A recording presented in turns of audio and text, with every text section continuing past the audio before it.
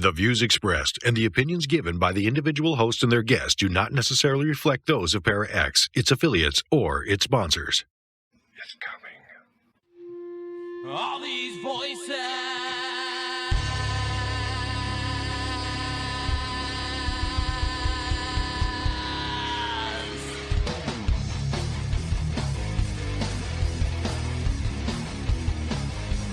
All these voices. They're not yours. You had no right to them when you were alive, and you have no right to them when you're dead. That's what it sounded like. Good, you know who I am. And you know I'm not playing. You're going to let those women go. In Jesus' name, you're going to let those women go. Is there a demon here watching us right now? Watching us right now. Hello, everyone, and welcome to another episode of Staring into the Abyss. I am your host, horror author James Hershey Jr. With me, as always, my co-host, old boy James Ash. How you doing, brother? Pretty damn good. How's everybody tonight? Tonight's show ought to be pretty fun. I got a message from a listener in St. Louis named Justin, and he asked me a question, and it was a pretty interesting question. I'm going to paraphrase it for you here because I don't have it in front of me. Basically, what he asked was if time travel was real and we could time travel to any point in time that we wanted to time travel to, where would it be? Or if there's more than one, what would be our top however many that we'd want to go and check out? Now, I thought that's kind of an interesting question because we've done a couple shows on time travel. So I thought, make it nice and even. We could do like a top 5 or a top 10. I don't think we can do 10 because 10's a hell of a lot of places to think about, like right off the bat. So let's try for a top 5. The top 5 time travel destinations for each of us. Okay, so I think my number 1,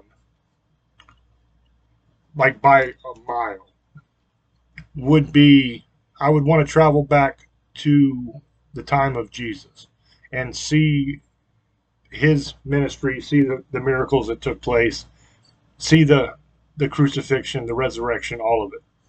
I think that would be my number 1, to be able to be there and experience that and see that for myself. That would be pretty amazing. So that's number 1. I think number 2 would be hard to program in because we don't know exactly when it took place. But I would like to go back to when the pyramids were being built and to be able to see, one, how they were built, exactly what all that entailed, who built them, how long it took, what technology they had, all that kind of stuff, especially with the discovery that they just made that the pyramids are literally just like little caps that are on top of these gigantic pillars that go miles down. And then there's like a whole city down there. We were impressed with just the pyramids, right? Like for years and years and years, people have wondered how the hell they built those, how they were able to move those stones and do all that kind of stuff. But it's even more impressive now when you think about the fact that these things are just the caps on top of these insanely large pillars. They're like the size of a skyscraper or more down. Okay, so that means when they were originally built, those were tall pillars that went up like a skyscraper. And somehow they got those stones all the way up to the top of those pillars, which is insane to think about. So I think that would be my number 2. I'd want to go and see that and figure out how the hell they did it, what kind of technology they had, because they had to have some pretty spectacular technology. Okay, that's not just guys rolling it on logs up to the top of the pyramid to build it, right? They had to go up that gigantic column. So I'd like to see that. Number 3 would be a dangerous one, but it would be a very interesting one. I'd like to go back to the time of dinosaurs. Now, I know there's many different eras. You know, you got your Jurassic, your Triassic, all that kind of stuff, right? I understand that, but I'd just like to be able to visit the time of dinosaurs and see what they actually looked like and see what they actually did and see that there were people there at the same time. which is science says isn't true, but there's a lot of evidence that people and dinosaurs existed at the same time. You got the cave paintings, which depict dinosaurs. You have tales of dragons in all kinds of different cultures. And you have a little human footprint in stone with a dinosaur footprint over top of it. So the human footprint was there. The dinosaur come walking along and stepped on top of the human footprint. Okay, the only way that could possibly happen is if humans were there at the same time or before dinosaurs. Because there had to be a human being that left that footprint for the dinosaur to be able to step on it. But who knows? Maybe it was my footprint. Maybe someday time travel in my lifetime becomes real and I do actually go back to the time of dinosaurs to see. And maybe I left a footprint that the dinosaur stepped on that proved that people were there at the same time. That'd be pretty trippy. So I think that would be my number 3, would be the time of dinosaurs. Because there's a lot of thought on what they looked like, what they acted like, what they did, that's changed over the years. You know, when I was growing up in school, dinosaurs were like reptiles. They were like scaly, and they looked like lizards. And then now the prevailing wisdom is that they look more like birds, that they have feathers and all that kind of stuff. A lot of them did. There was the whole stuff with the T-Rex. When I was growing up, the T-Rex was like this mighty dinosaur that stood upright like this and would attack and kill you and all this amazing stuff. Is the baddest predator on the planet, right?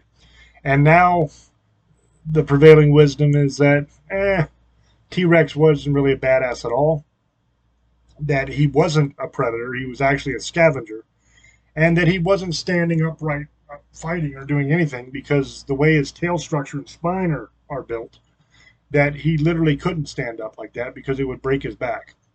That he was actually slumped over like this. Instead of like this, he was like this. So you got the head and the tail coming out the back and the legs underneath. That's actually what the T-Rex looked like. And he would walk around with his head down low to the ground so that he could smell out dead animals. And he was a scavenger, just like a buzzard or something would be today. So that's kind of a letdown.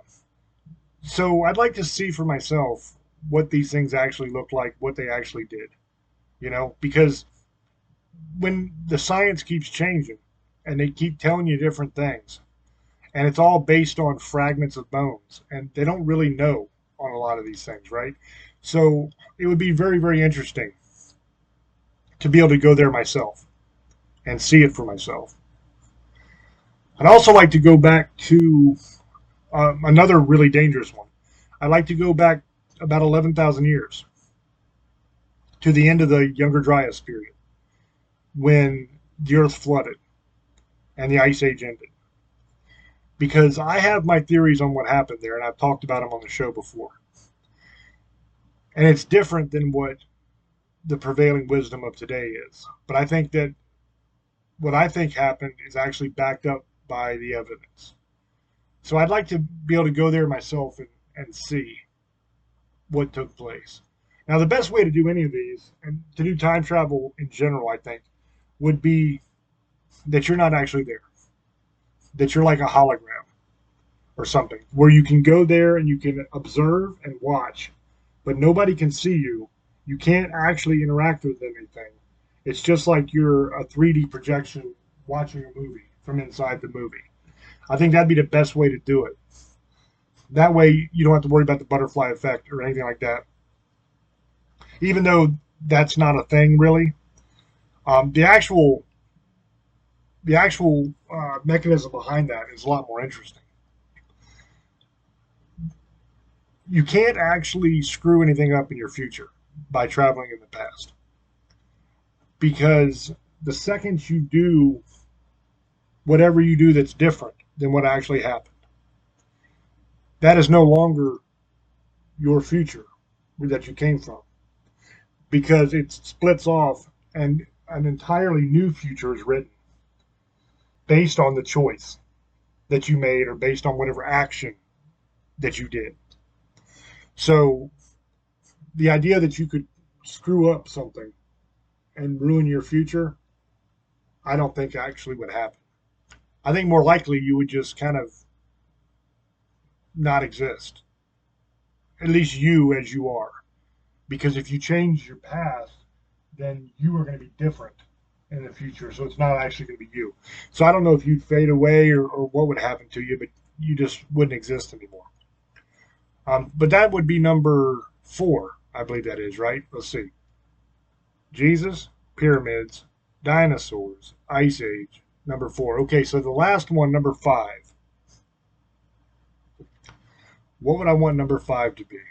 I think I would want to go back to the Middle Ages and live amongst the peasants and really see what that life was like. Because the understanding that we all have is that life was horrible for those people under feudalism. But if you actually look at it, I don't know if that's true or not 100%. You know, you had lords, you had kings, and you had peasants. Okay, the peasants didn't actually have that bad of a deal if you think about it. The lords owned the land.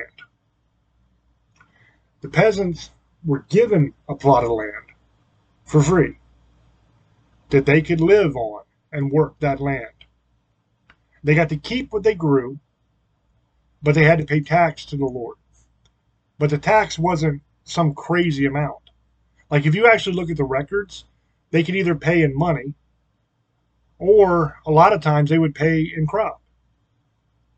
Like there's one that I read where the tax payment was 2 turnips, half of a head of cabbage, and a few carrots. That was the tax. Hell, that ain't bad. You know, I mean, you get a free piece of land, you can build a house on it, you can raise your family there, you can grow stuff there to feed your family, have a nice little life, and all you got to pay is a couple turnips, a half a cabbage, and a couple carrots. That's not a big deal when you think about how much you're pulling out of the ground. I mean, you got to realize that they're pulling out hundreds of pounds of turnips and hundreds of pounds of all these things in order to survive the winter.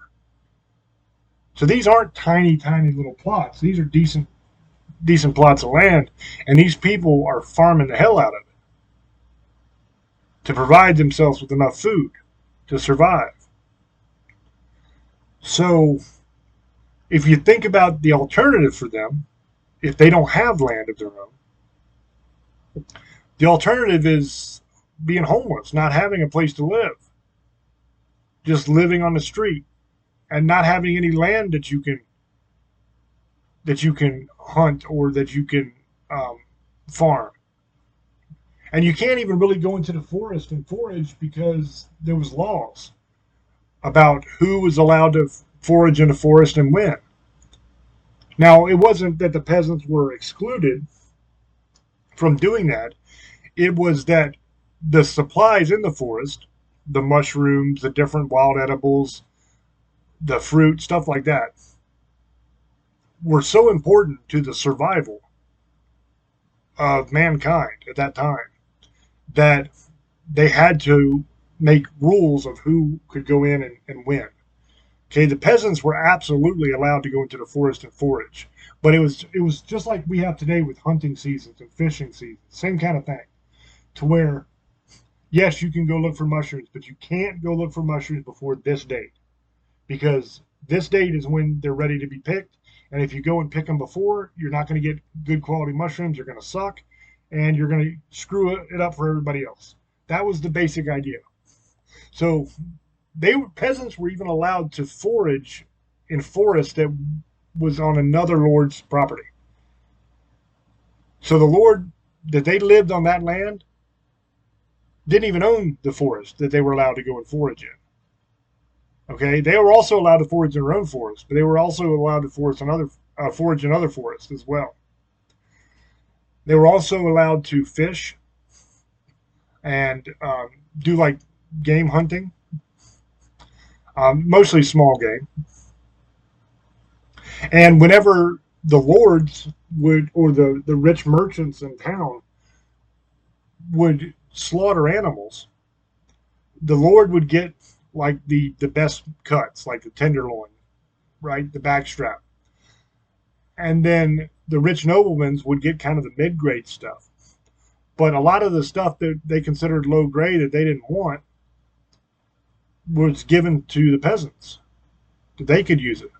You know, the heads, the tongues, the organs, um, like the legs. There's still a lot of good meat that was given to them for free. They could just have it. And then they had all the crops that they could grow, all the fish that they could catch, all that kind of stuff. So they didn't have that bad of a life, really. I mean, yes, they worked their ass off, but anybody who farms works their ass off. Even today, when you have tractors and harvesters, combines, you got all this specialized equipment to seed, to fertilize, to harvest, all of this stuff, right? Even today, it's a lot of damn work. So back then, when you're doing it all with hand tools, I mean, yes, it's going to be a lot of work. But they had a decent life, in my opinion. I'm somebody, that's how I spend a lot of my time, is I farm, I grow things. Today, for example, I spent today planting blueberry bushes and fig trees and then watering everything. That's what I do for fun. And it is a hell of a lot of work. But at the end of the year in harvest season, when you harvest that stuff and you are able to can and dehydrate and all that kind of stuff, freeze stuff, you've got tons of food for the winter. And it's wonderful in the middle of winter when it's snowy outside and it sucks balls because it's so cold, that you can get in your freezer and within a couple hours you got yourself a nice hot pot of vegetable soup. It just warms your bones, You can get some deer meat out, throw in there, you got a nice little stew.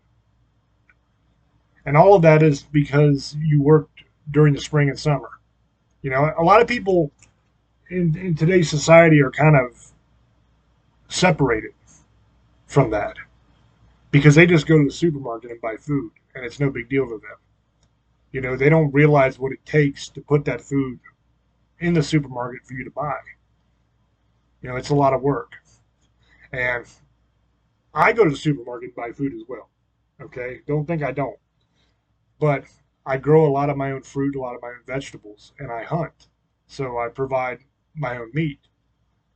A lot of it. I do buy meat too. And I do buy fruits and vegetables too. Because some stuff I can't grow here. So I buy it. But I do grow a lot of stuff. And I'll tell you one thing. You will never taste food as good as food you grew yourself.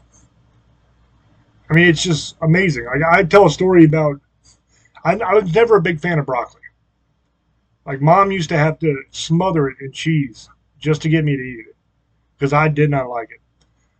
But I grew it one time just because I had a little bit of extra space, and I thought, what the hell, I'll grow some broccoli because my wife likes broccoli, so I'll grow her some. So I did.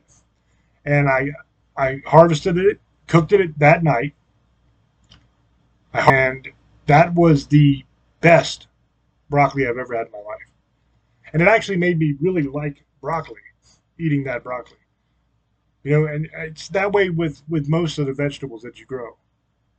They just taste so much better because they're not genetically modified. They're not sprayed with all kinds of chemicals and all that kind of shit. They ain't been sitting, on a truck being taken across the country and then sitting on a shelf for a week or two before you get to them. You pick them right out of the garden, take them in and cook them and eat them. And I'm a firm believer that the closer to when that thing that you're eating was alive you get, the more nutritious it is and the better it's going to taste. The fresher it is. Now, there are some exceptions, like with wine, stuff like that. You age that kind of stuff, Some people say aged steak tastes a lot better than fresh steak. I'm not a big steak guy. I eat a lot of hamburger. I eat a lot of meat, like a lot of roast stuff like that. But I don't mess around with steak all that much. I'm just not a fan. You chew it too damn long. It drives me crazy. But I've never tried an aged steak. Okay, I've had a regular steak, not that great. I mean, a lot of people love them. I love cheesesteak sandwiches, like with the shaved steak. That shit's amazing. So it's not that I don't like steak. I just don't like cooking a big old steak because it takes forever to chew the damn thing. As I eat my meat like well done. I know a lot of you steak eaters are probably like, oh, well done. But I just can't eat.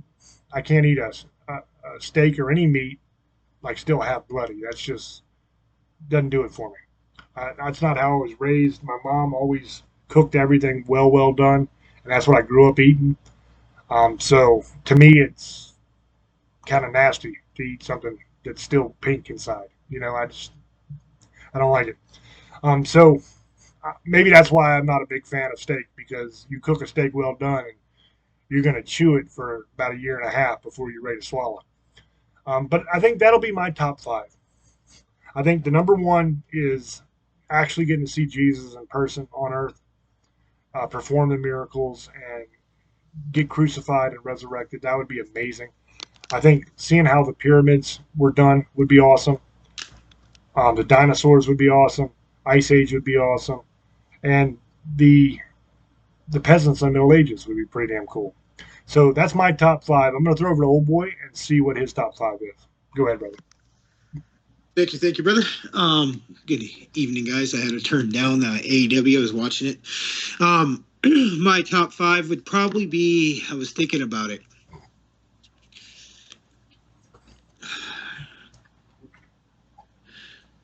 Probably be Roman time. I always like that time. I always like Greek mythology. Always would like to see if some of these monsters were real, like Cyclops, the Hydra, the 7-headed monster, the gods. Always been cool. I've always been a cool topic to me. I've always liked Jason the Argonauts. If you guys ever seen that movie, where Jason goes to get the golden sleeve or whatever, lamb's skin, and what it does is it can bring you back to life or make you immortal, or whoever has it can be immortal. Whoever holds the ram's skin, and it's golden. But in the movie, the guy who made I forget what his name is. He's one of the greatest motion characters. He did the motion one by one painstakingly. He did that Sinbad and the Seven Seas and Clash of the Titans. Cadbury, I know that's his last name. One of the greats. He made those movies and a lot of the other Sinbad movies. But that's probably one of my favorite number 1 places I would go. 2, the Ice Age. I've always liked the animals, saber-tooth, the mammoths. I've always liked ice for some reason. I've always loved it. I don't know why. And snow. I don't like being in it sometimes, but I love the look of it. I've always liked the cold part of it. It always fascinated me. And I just always have. Like to see when our ancestors how they hunted strategically, how did they survive and made fires and stuff like that is always interests me. Plus that time has always interests me. Probably number 3, medieval times like James said. I've always liked all that stuff. Dragons, King Arthur, Game of Thrones, stuff like that. I'm always like that era. I don't know why. Witches, a lot of pagan stuff was going on at that time. Just was a great era. Just it didn't smell really good. A lot of people didn't like to shower. A lot of people, if you did, it was had money. And like in France and England, if you wear the more the perfume you wear and the uglier your teeth were, the more status you were. That's how weird they are. Because a lot of people didn't shower because there wasn't a lot of water and a lot of clean sewage. Even the rich didn't really like to do it. The French didn't like to do it. That would probably be the only thing I wouldn't like is the smell. But everything else, like wizards, all that cool stuff. Hopefully it was then we could see all the dragons if they existed. The sword fighting, it just was a cool time. I always liked it. I know it's not like the movies portray it, but kind of like that. Dragons and stuff like that would be cool. The fourth one, I don't know, man. Dinosaurs, like he said, that would be a cool thing to see. The raptors, how they hunted, like Jurassic Park and stuff like that. That would have been really cool. I would have liked to see T-Rexes, one of my favorite. The Megalodon, but you could still see that now once in a while. But just you would see them all the time. That would be great to see that. The giant, I think they changed the name. It was Brontosaurus, but they changed it to something else now. I know that wasn't the right names, but that was one of my favorite dinosaurs because they're just like the biggest dinosaur, one of the biggest dinosaurs ever. I always have a thing for giants. I don't know why. I've always liked bigger people or tall giant monsters. The bigger the better. I don't know why. It's just I've always had this fascination with giant monsters. I don't know why. They have the bigger the better. Like 200 feet is not big enough for me. It's got to be 500. It's just weird. It's just some weird fascination. I never told anybody that, but I always like bigger monsters. I don't know why. Just something different. Like big giant sharks and stuff like that. I've always liked that. Pterodactyls. I would love to see those. There's so many different species I would like to see, especially just in that time. It was one of my favorite things is dinosaurs. And I really, really hope they bring them back, but I don't because I know what's coming on that. They're going to be used for weapons. People are going to make fairs out of them and a joke again like they are. But they're already going to do it. They're already talking about did you see I don't know if you guys, we did the show about the die wolf. Did you see they're guys paying millions of dollars for the first mammoth and they've already pretty much done it, what I've heard now. So that's coming out. But during that time is one of my favorite times. So dinosaurs fourth. And number 5, just thinking about this one. The Revolutionary War. I would love to see what happened with America and Britain before it was America and all the wars that was going on there. I mean, not the people passing away, but just to see some of those figures at those times, like George Washington and stuff like that. And just, it was a cool time. And I like the Victoria age, too. It's pretty cool, too. That was one of my favorites around that time anyway, especially in Britain.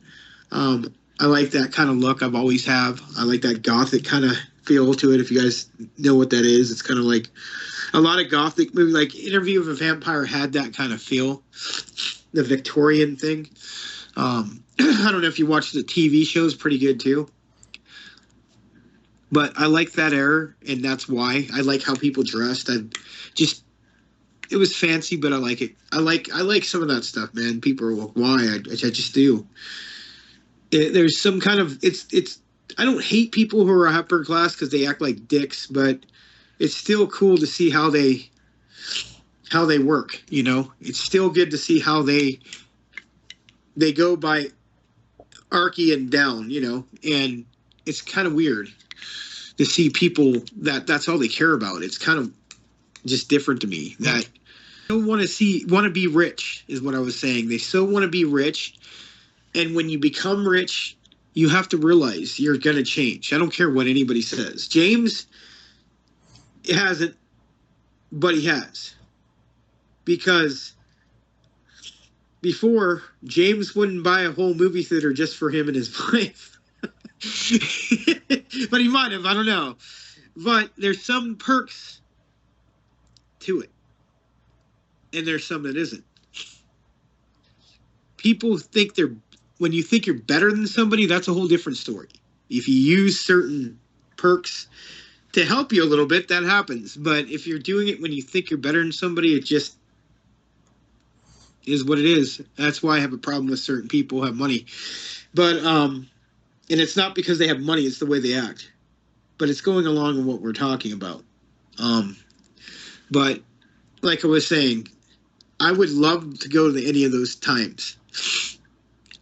Those are my favorite. I have a couple more, but he said 5. Like when William Wallace would be number 6. If I was going to pick a alternate one, because if we could do one alternate, you could do the one after. That's why I was going to do it. I would probably do it around that time too. I've always wanted to see the Irish and Scottish thing with William Wallace and what it really happened with that. Because Braveheart's a really good, one of my favorite movies. I love that movie. I mean, I know it's not accurate. I know he made it. It just shows you how money conquers all. If you look at it to the end, people got tired of it and did something about it. But it took that because money, he betrayed him for money and power. It's what happens with a lot of people. Power and money is just a very dangerous thing, and people want to keep that forever. And it doesn't matter what time we're in. That's how it's always going to be. And James is right, though. We want to talk about, he was talking about something I wanted to refrain from and bring up again. He said the butterfly effect. It's not really a butterfly effect, but it is. But he is right. It's not going to change. Say that like this. I go back in time, and when lighters, just a couple days. So I got a black lighter. Instead, I went and got a whatever fucking lighter this is, white. But I'm showing an example. Because I grabbed the white one instead of getting this one, it didn't alter my future. It just made another one. It multiplies. So I'll show you. Like if I bought a controller, it's red. Well, if I went back and changed it to green, it's just going to be another storyline. It's not going to change anything that I'm going to do in my life, but it's going to make an alternate universe, basically multiverse if he's talking about. And I believe that. It's kind of a butterfly effect. It just keeps going and going and going. If you look at it, that's what the butterfly effect. It just keeps going over and it's changing. But the difference is you can change the outcome of what's going to happen. No, you just make another alternate universe. And I think that's what we do. I think that a long time ago we got alternate, James. I think when we started doing this show, something happened. And things have gone totally opposite. I think maybe we split off into another one, and that's why I've changed so much. And if you think about it, you haven't. So I mean, it's kind of weird, and it alternates somewhere, but you're still the same person, but we're just doing another story. But in the other universe, it's just a little different. We just did another opposite way, but it didn't go that way. We just made another universe. So another universe just kept going. There's probably about 10,000 versions of me and you in this story. And I believe that. I think this is there's something going on we'll never understand and never know. Is it God or is it gods? But I think that we still control what happens. And what hell could mean, and if you think about it, you just keep doing this over and over and over and over and over. That would be a hell. That's the worst hell. It's the groundhog effect. Just constantly live the same life over and over, but then you do something different in it. You found out, and it switches off to another hell, and it just keeps going and going in circles. That would be a hell because it never ends. It's the same situation, the same thing, but it could change to another one. If it's the same thing, it's just something's different in it. I'm trying to explain it as best I can so people won't understand, because James is going to put it in another way in a minute. So you guys will, I'm doing it as best I can, but I'm making sense. Basically, what I believe is me and him are in this world right here. We're talking right now. But in another universe, I got a different shirt on and he's got a different no hat on. And I believe this. I believe in another universe, he may be a whole different kind of person and I may be related to him in some way. I believe it just things switched around. I think that's the only time you can alternate something you do, like stay instead. It's not like this. You didn't grab like a lighter, but say that you went with a different woman, like say or a man, either or, say that you were supposed to be with your wife, but you didn't. In another world, you went with your best friend is now your wife, and your wife is your best friend. That if you change that I think where it butterflies, that your outcomes can change. I believe that, but I don't believe if you go like this and get a water bottle and crunch it up and throw it on the ground instead of throw it in the trash, it's going to alternate your whole universe. It's not. It's going to make another one. I believe that. And what that means is just it's repeating, but with a different start. It's just a different start, but the same story, unless you go and change that story. And what that means is, say that you were supposed to go this way. There's a straight path. But reality comes something, you know, sorry with the special effects, but, and you change that. That's why that bad outcome comes on. But in the another universe, you still stayed that route. Another universe, you didn't even start. Something's keeping you back and you went backwards. I'm just showing you examples how this works. And I understand exactly what he's saying. That's why I'm on the show. Trust me. He is one of the smartest people in the world. You have to know what you're talking about, or I wouldn't be on the show for 9.5 years, whatever, 9 years. It's the way I explain stuff is different than he does. I can do stuff with my hands, and I'm glad he picked this one up because it's about time travel, and it's one of my favorite things to talk about. I like the time traveler movies. I love those movies. The original one, go back in time. Back into the Future was always cool. One of my favorite movies series. I always kind of like that theory. And remember Iron Butterfly? They said he found the key to it, and now they finally found him dead somewhere. I think they think he disappeared or found out how to do it and he died, or they killed him, unalived him. I've always heard the mysteries of how that one boat showed up with all the soldiers and then it disappeared. It's always something that interested me, the time travel.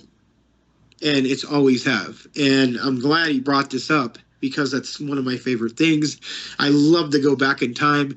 Bill and Ted's Excellent Adventure is a perfect example. The first one, not the other two. But I actually haven't seen the new one. The Bogus Journey was stupid. And then the first one was funny. But I never have seen the third one. They said was decent. But I just never seen it. So I'd have to see it, but the first one made sense. And some ways they got it right, how it would be. But they didn't alter everything. If you looked at it, he came back to time and he still did the same dumbass shit. Now, if he dropped the watch before he left and it took off, then that changes because that's not what happened in the outcomes. You changed the story of your life. All your lives, or whatever you want to say. So, like, say I'm going to have a cigarette, and all of a sudden, it bounces out of my hand, and I disappear and go to another universe. Well, the lighter's still there. I lost the lighter. So now it's another story.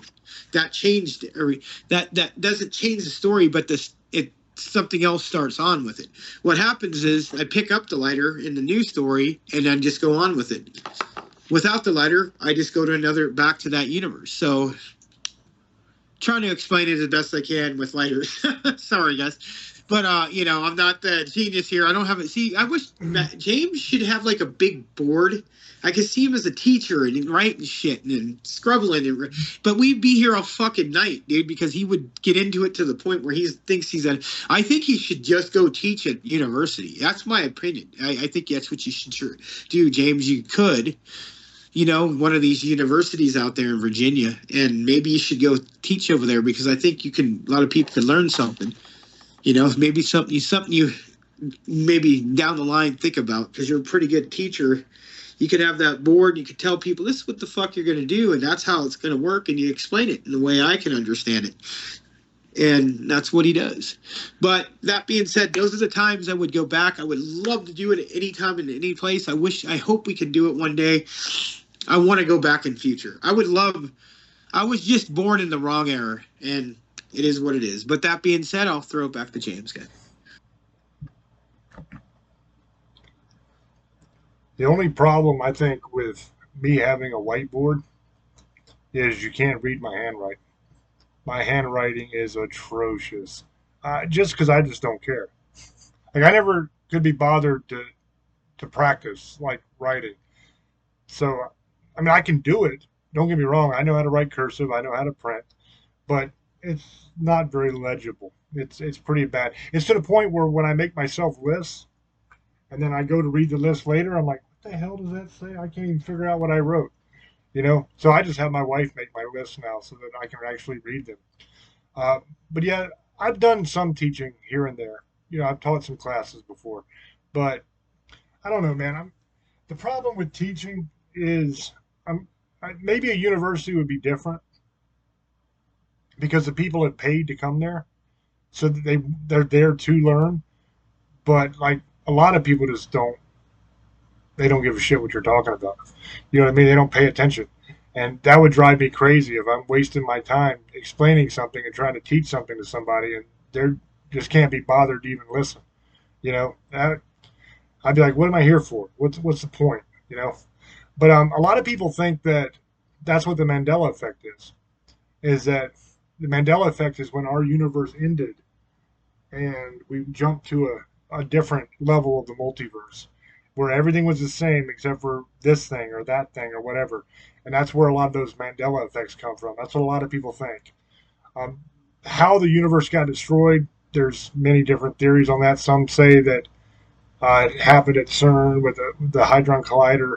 Some people say that it was at Y2K when it actually happened. Some people say that it was with the end of the Mayan calendar in 2012. I don't think any of those are probably the truth. Uh, Another very viable theory that I think might be what happened is that maybe time travel does exist. Either now under a intensely classified setting, or maybe in the future it exists, and somebody came back and monkeyed around with stuff. And each time they monkeyed around with something, it kind of shifted everything, and we went into an alternate timeline where things are different, but we still have echoes of what things used to be.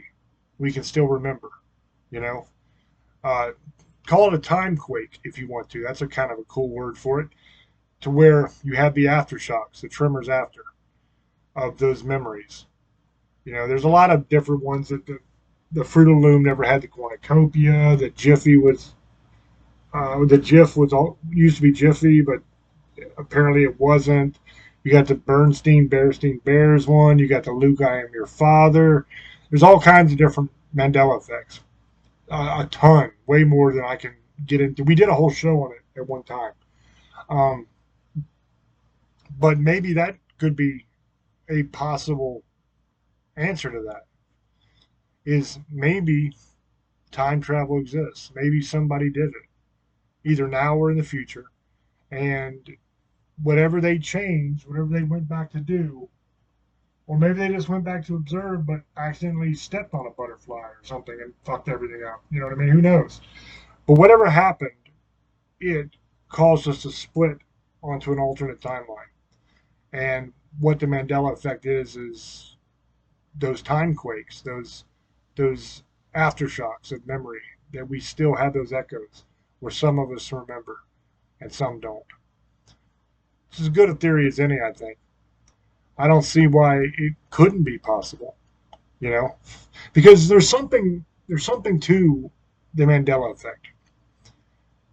Because there's too many of those that I absolutely 100% remember being different than they are now. One that really got me in the very beginning was that Sinbad movie. Sinbad the comedian made a genie movie at one time. And I watched it. I remember watching it because I loved it. I thought it was a great, fun movie. And apparently, according to even Sinbad himself, that movie was never made. It doesn't exist. Instead, you got one with Shaq. Now, I remember the Shaq movie too. I remember both. Both existed.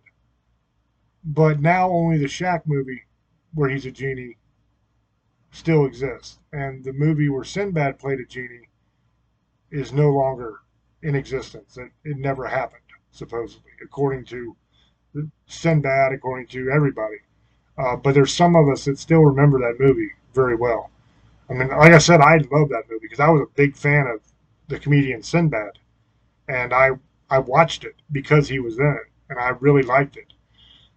So I knew for a fact that that one was real.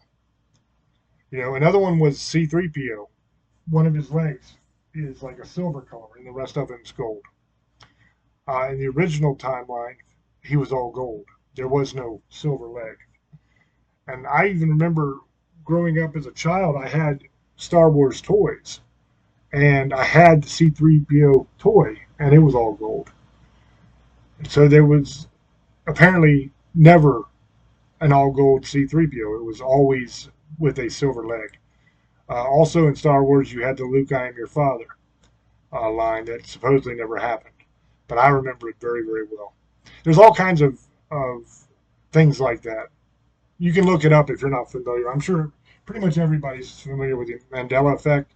At least everybody that's watching this or listening to this on the radio. I'm pretty sure you guys are all aware of what it is. But in case you're watching on YouTube later and you don't know, you can look that up. But basically, it's just things in popular culture that happened. We all remember them happening, but now supposedly it didn't happen. It started off with Nelson Mandela dying, but then he didn't die. He died much, much later. But we remember him dying at a certain time. So that's what the Mandela effect is. That's what started. There's just dozens and dozens and dozens of them. But maybe that's has something to do with time travel. That makes a lot more sense to me than any of the other explanations. My original theory was going along with the CERN thing. I thought that made a lot of sense, that we destroyed the planet and the universe, actually, and that we kind of slipped into another one of the multiverses. And what's interesting about that is you might say, well, why wouldn't the universe just be destroyed then? Why would it have to go into another multiverse? Some of the top theories now by a lot of the theoretical astrophysicists are that we never truly die, right? And they're not talking on a religious level like I would, where I'd say, no, you don't. Your body dies, but your spirit lives on, either heaven or hell, right? That's what the Bible teaches. But they are saying that you don't ever actually die. You just slip into another universe when your time comes. And they go further to say that all those times in your life where you had really, really close calls, where you almost died, where like you were just a hair away from death, something happened, a car came and you just got out of the way in time, or something like that, or you started to pull out in front of a Mack truck and you hit your brakes because you saw it out of the corner of your eye and it just missed you, that in all those times in the original timeline, you didn't just miss it, you got killed.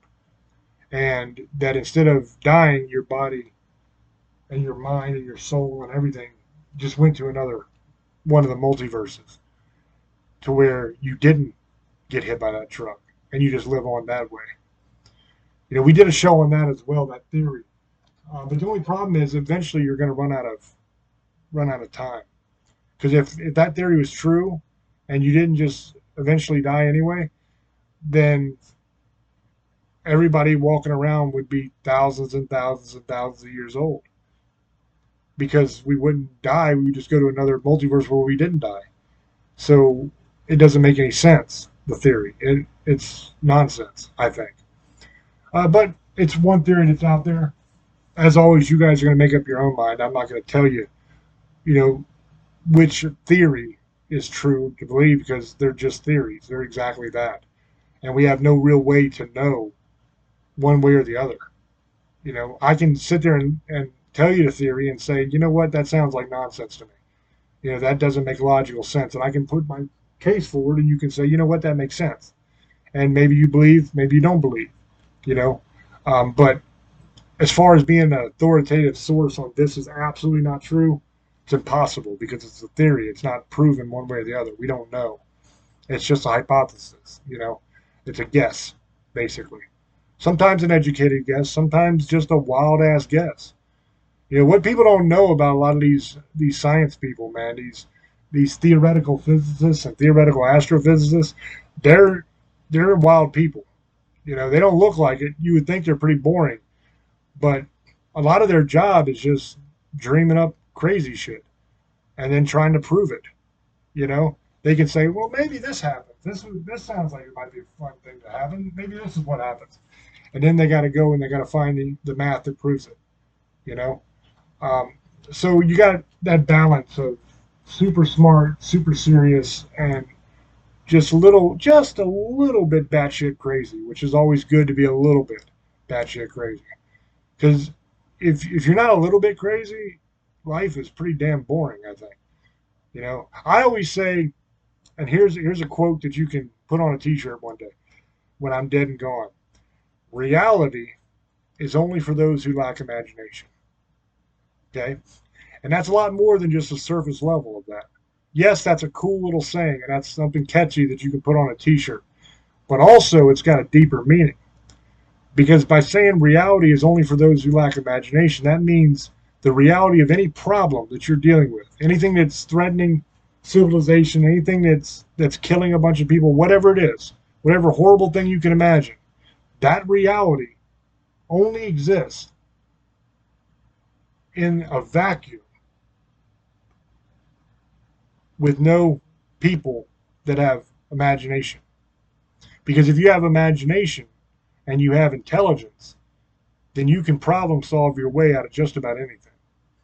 It doesn't matter what the problem is. You can think outside of the box and you can come up with a solution. And you get enough smart people together that can think of a good solution. And then you get enough engineers together that can figure out how the hell to make it work. You can fix anything. I truly believe that there's nothing that's too big for us to solve. Well, let me take that back. Because I don't truly believe there's nothing. There are a few things that are going to happen no matter what we do. Like some point, this whole thing's going to end. At some point, the rapture is going to happen. At some point, there's going to be a tribulation period. At some point, Jesus is coming back. And there's going to be judgment. No matter what we do, we can't think our way out of that. That's going to happen. But as far as things that are in our control, I think that there's nothing that we can't fix. Even something like an asteroid or something coming at us, given enough time, we can figure out how to fix that. And we've kind of already figured out how to fix it. And we've even gotten to the point of testing, to where we've successfully landed on an asteroid. So we know that we can go to it. We know that we can land on it. So then if we catch it early enough, it's a simple matter of deploying thrusters from the side of that asteroid and just push it. Not a lot, just a little nudge. A fraction of an inch. A millimeter or two. If you catch it early enough and you're far enough away from Earth, that changes the trajectory. And when that trajectory changes, the impact path changes. So say this is Earth, and this is the asteroid that's headed right to hit Earth, right? It's going to, this stupid thing, it's going to hit right into Earth, right? Because it's going like this. Well, if you change the trajectory a little bit, it misses Earth. Now you got to catch it far enough back, because if you catch it right here and you change it, it's still going to hit. So if you catch it early enough, you can just give it the tiniest of little nudges. And that'll be enough. Even a fraction of a millimeter would be enough to change the trajectory. And over distance, it'll miss by miles instead of hit us dead on. So we've already kind of figured out that problem, And there's no problem that we can't solve like that. As long as it's something that's in our control, that's not something that God has already determined is going to happen. Because once God determines something's going to happen, it's going to happen. There's really nothing you can do to change it, you know. But I hope you guys enjoyed the show. I hope that you leave a comment down in the comment section that says YouTube, and let us know what either your top time travel destination is, or if you feel adventurous, give us your top 3, your top 5, whatever. You know, that might be kind of interesting to see, and maybe if we get enough of them, one day in the future we'll do a show where we just read all yours. You know, or if not, maybe I'll do a video if we don't do a full show on it if there's not enough. But we'll do a video where we just kind of go through your list and talk about it. Like, man, that would be cool. We didn't think about that. One thing I thought of while old boy was talking that I'm surprised he didn't choose was the Salem witch trials. I'm surprised he didn't want to go and check out the Salem witch trials and the werewolf trials and stuff that happened back then. That seems right up his alley. You know, that and kind of the Viking time period, I think would be super cool. I think that's something that he would like to do. You know, who knows? But he wants to go to the Roman baths and hang out with the other naked guys. That's not my cup of tea, but I'm not here to judge the man. If he wants to hang out with naked Romans. You know, one weird thing that the Romans did that I could never get over was they had the crematorium, right? That's like, they literally had toilets set up, like basically a long bench with holes right there in public where everybody would just sit down and take a crap. Like right beside each other, no stalls, nothing, just hanging out in public, not even in a building. They're just walk right up on the street and sit down and drop a deuce, like right next to your buddy. That is weird as hell to me, man. I don't know. Maybe you could do that. Maybe, let us know down in the comment section if you think that's weird. But I don't think I could go to the bathroom like that with other people just hanging out by me. That's just, I'm weird like that anyway. Like, I don't think I could just go sit on a random toilet. It's not my toilet anyway and use. Because like when I would move, because we were in the military, so we moved all the time. So whenever we would move, the first thing I would do when we get to either TLQ or base housing, probably both actually, was change the toilet seat. First thing I would do when I get to new areas, I'd go to the store and buy toilet seats.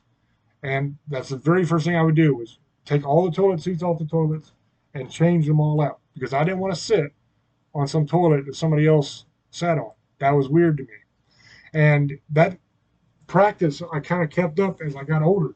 And whenever people come to my house, which nobody comes to my house now, because I've gotten to the point I'm such a hermit that I don't want anybody to visit me even.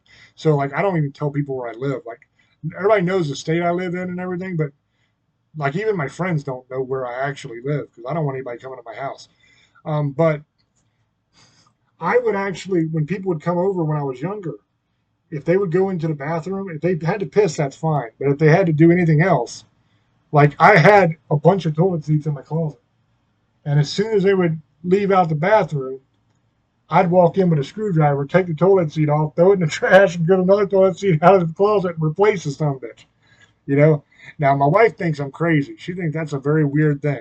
But that's my thing, man. I don't want to sit my ass where somebody else sat their ass. My wife's okay, right? I don't mind the wife. I don't mind my family because, you kind of, otherwise you'd be changing that son of a bitch every day, right? But just randos. I don't want some rando sitting his ass where I sit my ass. That's a weird thing to me. And also, I don't wear socks more than once. That's another weird thing I do. Like, I just buy shit tons of socks. And I'll wear the socks. And when I take the socks off, I'm done with those socks. Those socks no longer exist to me. They are gone, garbage. And I get fresh socks out of the package. And I don't ever, rewear the socks. I don't know. That's weird, too, I guess. But I just don't like doing that. I don't know. It makes my feet stink. Man, maybe that's what I'm like. I'll never get this smell out. I'm just going to throw you some bitches away. Anyway, I'm just rambling now. I'm to the point of absurdity. I love you guys. I appreciate you guys. I'm going to throw over to Old Boy and let him give his final shout outs and everything. And then we'll wrap this sucker up. Go ahead, brother. If you want an autographed sock after he wears it, like I've told you, you can get that on the store at Staring into the Abyss, teespring.com. You get shirts, James's socks, whatever you want. He'll wear it for you around you know what? He'll even go on a hike. If you want spend the extra money, he'll go run that mother son of a bitch out in the field, and you'll get the real smell out of it, like he just got out of the forest. So, but that being said, thank you for watching us on Parax Radio every Sunday nights at 12 a.m. Eastern, 9 Pacific. The best of Tuesday nights, 8 p.m. Eastern, 5 Pacific. If you want to follow us on Staring into the Abyss YouTube, James Hershey's YouTube page is subscribe. We're almost back at 7,000 since they fucked this and monetized this a long time ago. But it is what it is. I don't want to go there. Thank you guys. We love you. Oh, yeah. Check us out on Spotify, too. Forget about that. Spotify also. We love you guys. You guys have a good night. It's almost May. Enjoy, motherfuckers. Misfits and chick ladies. I love you. Yeah, you kind of stumbled upon a truth there in a way, because like that's when that practice first started with me. When I was hanging out in the swamps all the time, doing survival training in the swamps, and I would just throw my socks away because I'm like, these fucking things are terrible. There's no way. And I just got in the habit of throwing them away, because by the end of the day, when you're in the swamp, man, your shit is gross. It stinks. It's wet. You know what I mean? With that swamp water, that smell of that swamp mud, you don't ever get that out. So I just started throwing them away at that point. I said, fuck it. They're gone. The socks aren't that expensive. I'll just buy another pair of socks. And I've just kind of continued that. So I'll wear my socks, and then when I'm done with them, I'm like, all right, see you later. New socks. You know, because I mean, it's like what? Although now it's kind of getting crazy to where it's like almost $20 for a pack of socks, but I can buy a pack of socks. I'm not worried about that. So that's what I do. But I wear my underwear over again. Isn't that weird? Like my socks, I won't, but the underwear I will. You would think the underwear would be something you'd want to get rid of. But anyway, if you want to buy my socks, you're a sick motherfucker. I'm just going to say that right now. There's something wrong with you. Please go see a mental health professional, because there's a screw loose up there, bud. But anyway, love you guys. Appreciate you guys. Let us know down in the comments section what your top 5 is, what your top 1 is. I'd really like to know. I think that'd be a really interesting show to do at some point. But love you guys. Appreciate you guys. As always, up to you to make up your own mind, and we'll catch you on the next one. Till we speak to you again. Love many, trust few, and do harm to none. God loves you, and so do we. Bye-bye.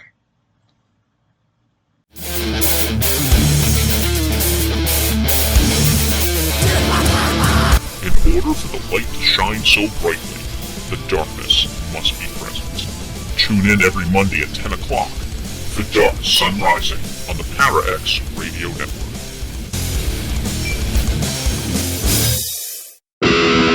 Hey, this is Lee. And this is Michelle. And this is Dustin from the Dead Zone. Your source for everything paranormal, Parax.